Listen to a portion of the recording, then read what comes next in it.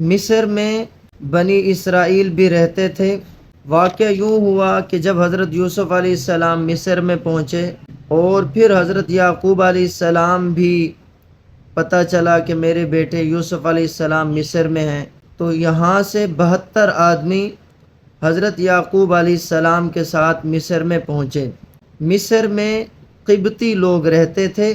مصر کے بادشاہ کا لقب فرعون ہوتا تھا، جیسا کہ ایران کے بادشاہ کا لقب کسریٰ اور روم کے بادشاہ کا لقب قیصر ہوتا تھا۔ یمن کے بادشاہ کا لقب تبا اور حبش کے بادشاہ کا لقب نجاشی ہوتا تھا۔ اب یہ لوگ مصر میں آباد ہو گئے۔ جب حضرت یوسف علیہ السلام کا انتقال ہو گیا اور ان کے زمانے کا جو فرعون تھا وہ مسلمان تھا، بعد میں جو بادشاہ بنا فرعون، ولید بن مصعب بن ریان اس کا نام تھا، وعمر اکثر من 4 سنۃ، اور جو اس کی عمر تھی 400 سال سے بھی زیادہ اس نے عمر پائی ہے۔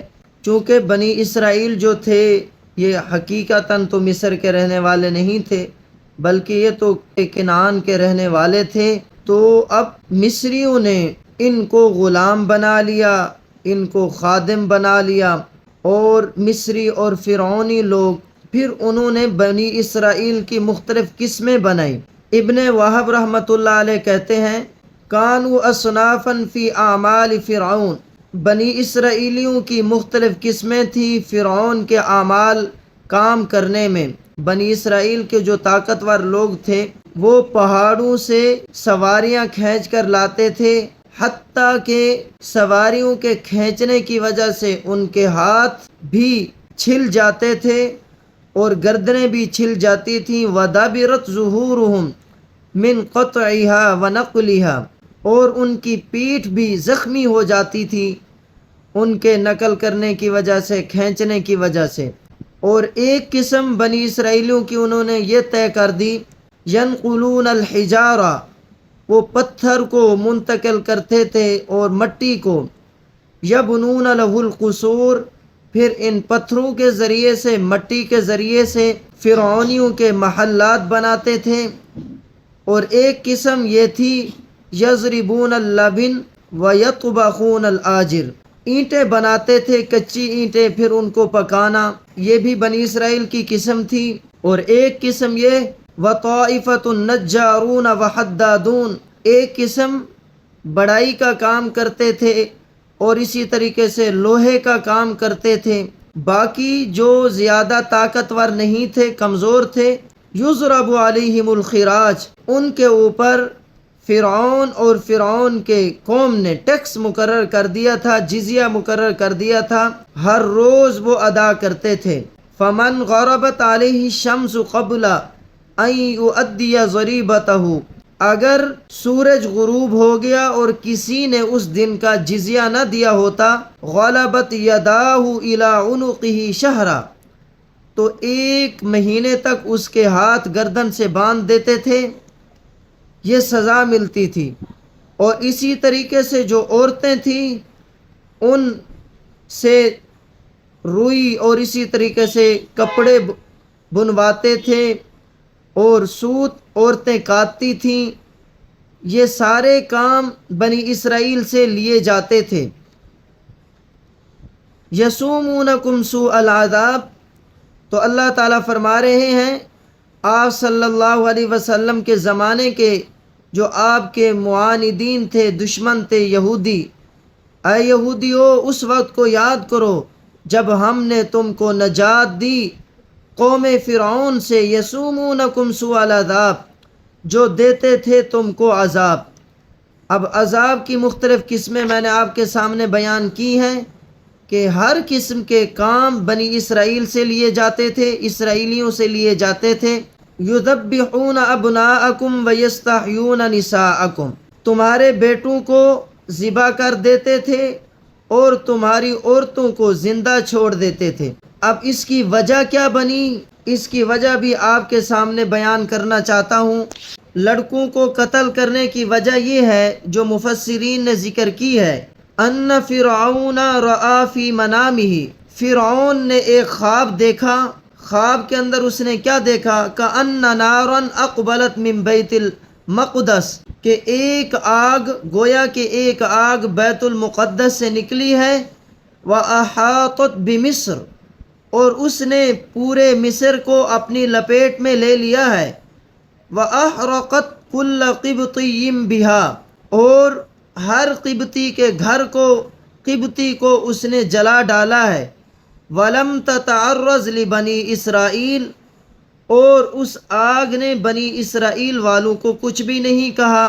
فحالہ ذالک، فرعون نے جب یہ خواب دیکھا تو وہ گھبراہٹ میں پڑ گیا۔ وسأل الکہنۃ عن رؤیاہ، نجومیوں سے، کاہنوں سے اپنے خواب کی تعبیر پوچھی۔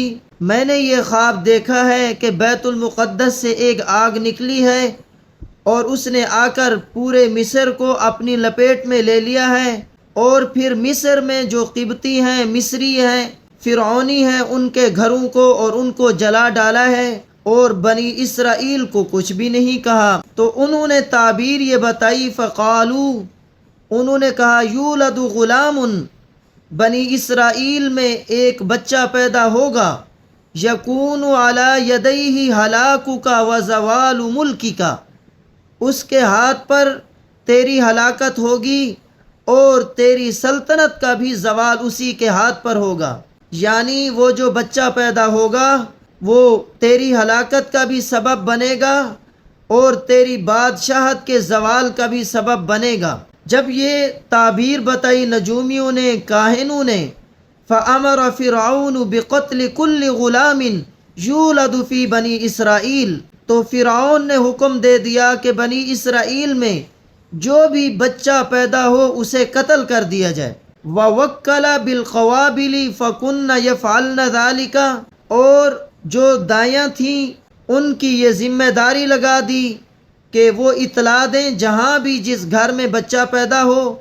اب وہ اطلاع دیتی تھیں، اب جو بھی بچہ پیدا ہوتا اس کو قتل کر دیا جاتا تھا، حتیٰ کہ ہر روز یہ اعلان ہوتا تھا کہ اگر کسی کے ہاں بچہ پیدا ہوا اور اس نے اطلاع نہ دی تو اس کے گھر کو، گھر کے سب افراد کو تہہ نیس کر دیا جائے گا، تباہ و برباد کر دیا جائے گا۔ اصل تلاش موسیٰ علیہ السلام کی۔ اب اس کی وجہ سے فرعون نے 12,000 بچے قتل کروائے، اور ایک روایت کے مطابق 70,000، 70,000 بچے فرعون نے قتل کروائے، اور جو حمل ساقط کروائے وہ 90,000 حمل ساقط کرائے گئے، یعنی جو ماں کے پیٹ میں بچے تھے وہاں پہ ضائع کروائے گئے، ان کی تعداد 90,000، اور جو پیدا ہوئے، پیدا ہونے کے بعد جن بچوں کو قتل کیا گیا ان کی تعداد 70,000 تھی۔ اب یہ سلسلہ چلتا رہا۔ وَأَسْرَعَ الْمَوْتُ فِي مَيْشِيخَةِ بنی اسرائیل، بنی اسرائیل کے بوڑھے مرتے جا رہے ہیں اور ان کے جو بچے پیدا ہو رہے ہیں فرعون اور فرعون کے لوگ ان کو ذبح کرتے جا رہے ہیں۔ فدخل رؤساء القبط علی فرعون، اب فرعون کی قوم کے سردار قبطی فرعون کے پاس گئے اور انہوں نے یہ کہا، ان الموت قد وقع ببنی اسرائیل، کہ موت بنی اسرائیل میں کثرت سے واقع ہو رہی ہے، یعنی بنی اسرائیل میں کثرت سے اموات ہو رہی ہیں۔ وہ اس طریقے سے فتذبح صغارهم، کہ ان کے چھوٹے بچوں کو قتل کیا جا رہا ہے، وَيَمُوتُ كِبَارُهُمْ، اور ان کے بڑی عمر کے جو ہیں وہ مرتے جا رہے ہیں۔ فَيُوشِكُ أَن يَقَعَ الْعَمَلُ عَلَيْنَا، اب یہ معاملہ پھر ہمارے اوپر دشوار ہو جائے گا، کیونکہ سارے کام تو ہم بنی اسرائیل سے لیتے ہیں، اگر وہ نہ رہے تو پھر یہ سارے کام ہمیں کرنے پڑیں گے اور ہمارے اوپر مشقت ہوگی۔ تو پھر فرعون نے اپنے حکم میں ترمیم کی۔ فَأَمَرَ فِرْعَوْنُ، فرعون نے حکم دیا، أَن يَذْبَحُوا سَنَةً وَيَتْرُكُوا سَنَةً، کہ 1 سال کے بچوں کو ذبح کر دیا جائے اور 1 سال کے بچوں کو چھوڑ دیا جائے۔ فَوَلَدَ هَارُونُ فِي السَّنَةِ الَّتِي لَا يُذْبَحُ فِيهَا، حضرت ہارون علیہ السلام، حضرت موسیٰ علیہ السلام کے بڑے بھائی اس سال پیدا ہوئے جس سال بچوں کو قتل نہیں کرنا تھا۔ وولد موسیٰ فی السنۃ التی یذبح فیہا، اور حضرت موسیٰ علیہ السلام کی پیدائش اسی سال میں ہوئی جس سال میں بچوں کو قتل کرنا تھا۔ جب حضرت موسیٰ علیہ السلام پیدا ہوئے تو حضرت موسیٰ علیہ السلام کی والدہ نے دل کو مضبوط کیا اور اس نے اطلاع نہیں دی، بلکہ اپنے بچے کو صندوق کے اندر ڈالا اور دریا کے اندر بہا دیا۔ اب یہ تیرتے تیرتے فرعون کے باغ میں پہنچے، وہاں پر اٹھا لیا گیا اور فرعون کے دربار میں پیش کر دیا گیا۔ تو بہرحال اللہ تبارک و تعالی نے حضرت موسیٰ علیہ السلام کی پرورش خود فرعون کے ہاتھوں سے کرائی۔ اے فرعون، جس کی طلب میں، جس کی تلاش میں تو اتنے بچوں کا قاتل ہے، اس کی پرورش ہم تیرے ہاتھوں سے کرائیں گے۔ سبحان اللہ، یہ اللہ تعالیٰ کی کمال قدرت ہے۔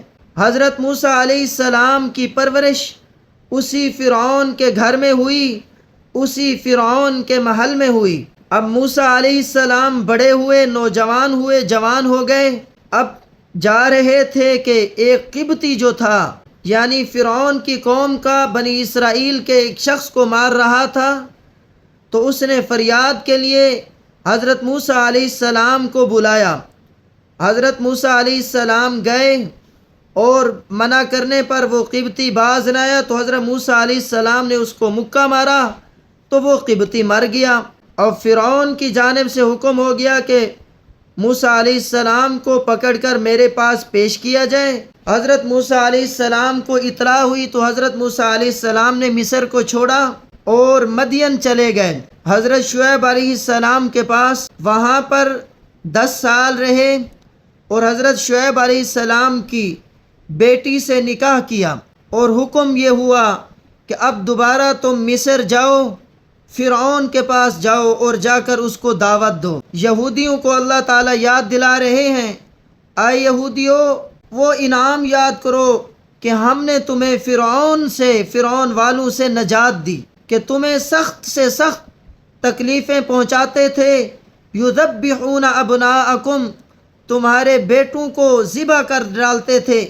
ویستحیون نساءکم، اور تمہاری عورتوں کو زندہ چھوڑ دیتے تھے، ان کو خادمہ بناتے تھے، بیٹوں کو قتل کر دیتے تھے۔ یہ کتنی ذلت تھی تمہارے لیے۔ وفی ذالکم بلاء من ربکم عظیم، وفی ذالکم، اور اس امتحان میں، بلا میں، نعمت عظیمہ میں تمہارے رب کی طرف سے بڑی آزمائش تھی۔ میری عزت مآب اسلامی ماؤں، بہنوں اور بیٹیوں، بلا کا اطلاق نعمت عظیمہ پر بھی ہوتا ہے اور مشقت شدیدہ پر بھی ہوتا ہے۔ اللہ تبارک و تعالی اپنے بندے سے نعمت کے ذریعے سے بھی اپنے بندے کو آزماتے ہیں، امتحان لیتے ہیں، اور مصیبت کے ذریعے سے بھی اللہ تعالیٰ اپنے بندے کا امتحان لیتے ہیں۔ اللہ تعالیٰ نعمتوں سے نوازتے ہیں، بندے کو امتحان لیتے ہیں۔ ان نعمتوں پر میرا بندہ اور بندی شکر بجا لاتے ہیں یا نہیں لاتے؟ اور پھر اللہ تبارک و تعالیٰ بسا اوقات مصیبت بھیج کر بھی امتحان لیتے ہیں کہ مصیبت کے وقت یہ صبر کرتے ہیں یا نہیں کرتے۔ تو فرمایا وفی ذالکم بلاء، اور اس میں بلاء، نعمت عظیمہ تمہارے رب کی طرف سے۔ نعمت عظیمہ کیا؟ نعمت عظیمہ یہ کہ اللہ تبارک و تعالی نے تم کو بڑے سے بڑے ظالم، جس نے انا ربکم الاعلی کا دعویٰ کیا ہوا تھا، اس سے اللہ نے تمہیں نجات دی۔ یہ نعمت عظیمہ ہے، اور اس میں آزمائش تھی تمہارے لیے۔ وہ اس صورت میں اگر بلا کو مصیبت کے معنی میں لیا جائے، محنت شدیدہ کے معنی میں لیا جائے، تو پھر اس صورت میں اب یہ تمہارے لیے بڑی آزمائش تھی۔ فرعونی تمہارے بچوں کو قتل کر رہے تھے، اس میں تمہارے رب کی طرف سے بڑی آزمائش تھی تم پر۔